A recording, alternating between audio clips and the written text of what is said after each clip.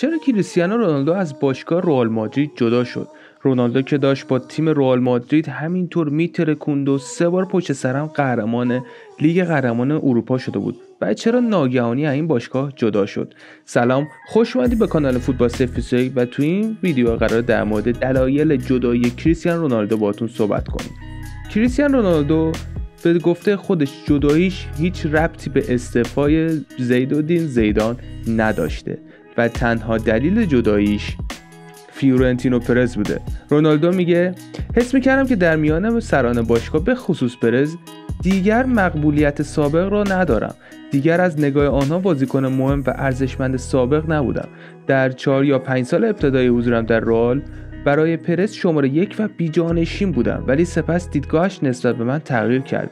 او به من نگاه میکرد و در چشمانش میدیدم که دیگر روی من حساب نمی‌کند. برای پرز من دیگر یک بازیکن اصلی، تاثیرگذار و غیر قابل جایگزین نبودم.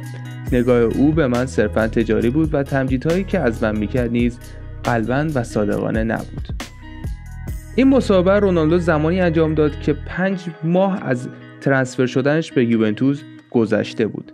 ولی قبل از ترانسفر شدنش رونالدو مشکلاتی تو اسپانیا داشت، مشکلات مالیاتی که تقصیر خودش هم نبود، به خاطر مشکلاتی که با اسپانسرینگ پیدا کرده بود تو این مشکلات افتاده بود.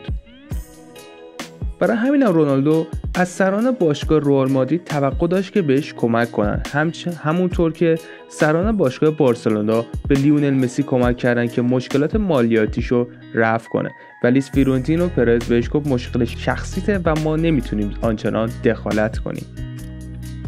رونالدو یه جور احساس خیانت بهش دست داده بود تو این شرایط و یکی از دلایلش هم همین بود. ولی قبلتر از اینا مشکلات از چه موقع به وجود اومد؟